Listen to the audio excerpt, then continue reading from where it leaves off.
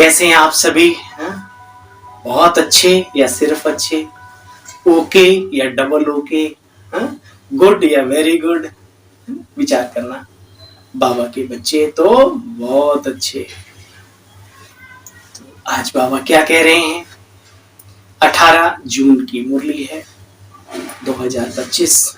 मीठे बच्चे, यह रुद्र ज्ञान यज्ञ स्वयं रुद्र भगवान ने रचा है। इसमें तुम अपना सब कुछ स्वाहा करो, क्योंकि अब घर चलना है। मीठे बच्चे, यह रुद्र ज्ञान यज्ञ स्वयं भगवान रुद्र ने रचा है। इसमें तुम अपना तन मन धन सब कुछ स्वाहा करो, क्योंकि अब घर चलना है। जीवन सफल करना है तो एक अलग सीखनी है। प्रश्न है, संगम युग पर कौन सा वंडरफुल खेल चलता है? बाबा कहते, भगवान के रचे हुए यज्ञ में असुरों के विघ्न पड़ते हैं। असुर माना कोई सिंह वाले नहीं, आसुरी संस्कार विघ्न डालते हैं। यह भी संगम पर वंडरफुल खेल चलता। ऐसा यज्ञ सारे कल्प में नहीं रचा जाता। ये है राजस्व अश्वमेध स्वराज्य पाने के लिए। बच्चे, विघ्न तो पड़ने हैं, तो चिंता किस बात की? बाबा जिसने खुद ने रचा हुआ है वो विघ्नों को भी वही खत्म करेगा, करता ही है। ओम शांति। बच्चे तुम कहां बैठे हो? बाबा नशा चढ़ा रहे। बच्चे तुम कहां बैठे हो? इनको स्कूल अथवा यूनिवर्सिटी भी कह सकते हो। बच्चे, बाप ने ये बड़े से बड़ी यूनिवर्सिटी खोली है। देखो बच्चे, वापस घर चलना है। बहुत आत्माएं जाएंगी, कितनी सारी, लगभग। यह भी ड्रामा प्लान अनुसार विनाश होना ही है। सब शरीर जलकर भस्म हो जाएंगे। देखो बच्चे, अभी अपनी बुद्धि को इस छीछी दुनिया से हटाओ। बाप आए ही हैं घर ले जाने। बच्चों को पॉइंट्स तो बहुत दी जाती हैं, उनमें भी मुख्य पॉइंट्स है। बाबा कहते, बच्चे मन मना भव। जितना बाप को याद करेंगे उतना फायदा होगा। पड़ोसियों को नहीं, अपनों को, अपने को, खुद को, और खुद के फायदे का तो काम कर ही लेना चाहिए, है ना? मतलबी हो जा कभी इस मामले में, खुद के पुरुषार्थ में, है ना? देखो बच्चे, तुम देखते तो हो महाविनाश भी सामने खड़ा है, तो क्यों ना बाबा का बन जाएं। स्वाहा यानी समर्पण हो जाए, मन बुद्धि से, जीवन से। पूछते बाबा, स्वाहा कैसे हो, ट्रांसफर कैसे हो? बाबा कहते, बच्चे तुम इस साकार बाबा को देखते हो ना, ये खुद करके सिखा रहे हैं। कहते हैं जैसा कर्म मैं करूंगा, हमें देख और भी करेंगे। तो बाप ने इनसे कर्म कराया ना, सारा यज्ञ में स्वाहा कर दिया। स्वाहा होने में कोई तकलीफ थोड़ी है बच्चे। यह ना बहुत साहूकार था, ना बहुत गरीब। यज्ञ रचा, उसमें खान पान की सामग्री भी चाहिए बच्चे। यह है ईश्वरीय यज्ञ। ईश्वर ने आकर के यज्ञ की स्थापना की। भाई, ये पूछने की बातें नहीं होती और कहलवाने की बातें नहीं होती। हर बाबा के घर में भंडारा होता है। हर बाबा के कार्य में भाई बहन चाहिए, जीवन समर्पण करने वाले भी चाहिए, तन मन धन लगाने वाले भी चाहिए। कई हैं जो सोचते हैं हमें कहा जाए तो करें, नहीं, बिना कहे भी। आप देखिए गुरुद्वारों के अंदर मैंने देखा है, कहते हैं वहां पर लिखा होता है कि अभी हमें इतने साल तक का स्टॉक है हमारे पास, फिर भी करने वाले कहते नहीं, हमारा सफल करो, हमारा सफल करो। उन्हें मालूम है हम जितना सफल करेंगे शुभ कार्य में हमारा जमा होगा और वर्तमान में भी हमें उन्नति मिलेगी, है ना? बाप तुम बच्चों को खुद पढ़ाते हैं। कहते हैं बच्चे, मैं साधारण तन में प्रवेश करता हूँ।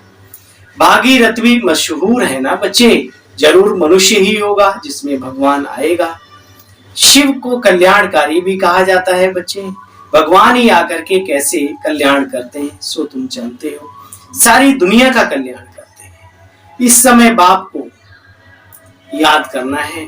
याद घड़ी घड़ी भूल जाती है, इसमें मेहनत है। बाकी तुमसे जो विकर्म हुए हैं उनकी सजा भी कर्म भोग के रूप में भोगनी ही पड़ती है। योग में रहेंगे तो कर्म भोग भी सहज अनुभव होगा। क्षमा आदि बच्चे यहाँ होती नहीं है ना। कोई सोचे बाबा क्षमा कर देगा, हिसाब किताब सबको चुकतू करना पड़ता है। तुम्हारा एक ही काम है, पवित्र बनना, पढ़ना और पढ़ाना, योग में रहना। बाप के बनकर और पवित्र नहीं बनेंगे तो बच्चे दंड पड़ेगा, नाम भी बदनाम होगा, खुद का भी और खुदा का भी। कहते हैं सतगुरु का बच्चे निंदक ठोर ना पाए, तो मनुष्यों को पता नहीं कौन सा ठोर। सो तुम बच्चे जानते हो सतयुग में ऊंच पद नहीं मिल सकता। इन बातों को अच्छी रीति धारण कर बच्चे फिर औरों को भी धारणा करानी है। बाकी थोड़े रोज हैं, वह पढ़ाई पढ़कर शरीर निर्वाह अर्थ कितना माथा मारना पड़ता है। तकदीरवान बच्चे फौरन अपना निर्णय ले लेते हैं, हमें कौन सी पढ़ाई पढ़नी है, मरना तो है ही ना, अपने लिए क्या, ठीक है, और दूसरों की भी क्या चिंता करनी। सोचो, कोई सेफ है, बचे हुए हैं, शादी मुरादी के झंझट में नहीं पड़े, अच्छा है ना, बाबा के कार्य में लग जाए, है ना, जीवन सफल करने। अरे या भी तुम्हारी बुद्धि में है, तुम्हारे में भी कोई है जो निश्चय अर्जुन अभी कर रहे हैं। अरे निश्चय करने में बच्चे टाइम लगता है क्या, कुर्बान होने में क्या। शरीर पर बच्चे कोई भरोसा थोड़ी है, कोई जरूरी थोड़ी कि बुढ़ापे में व्यक्ति शरीर छोड़े, कभी भी छोड़ सकता है। जरा भी चांस गंवाना नहीं चाहिए, और फिर जब समर्पण हो जाए तो फिर अपने जीवन को सफल भी करना है। इधर उधर अगल बगल में नहीं देखना कौन क्या कर रहा है, कौन कितना पुराना है, कौन तपस्या कर रहा है, कौन समस्या बन रहा है, बिल्कुल ध्यान नहीं देना। बस संकल्प अपना पक्का रखना है, हम किसके ऊपर समर्पित हुए, क्यों हुए। अगर शारीरिक सेवाओं में बहुत ज्यादा आपका इन्वॉल्वमेंट नहीं रहता तो मानसिक अवस्था को इतना ऊंचा बनाओ, अपने वाइब्रेशन से पूरी दुनिया को दहलका मचा दो, ब्राह्मणों को शक्तिशाली बना दो, करो तपस्या, कोई रोक नहीं सकता आपको। किसी किसी की तकदीर में नहीं है तो बच्चे फिर बुद्धि में आता नहीं है। अच्छा, मीठे मीठे स्किल बच्चों प्रति माता पिता बाप दादा का याद प्यार और गुड मॉर्निंग। रूहानी बाप की रूहानी बच्चों को नमस्ते, और भाई हम सब रूहानी बच्चों की भी बाप दादा आपको भी नमस्ते।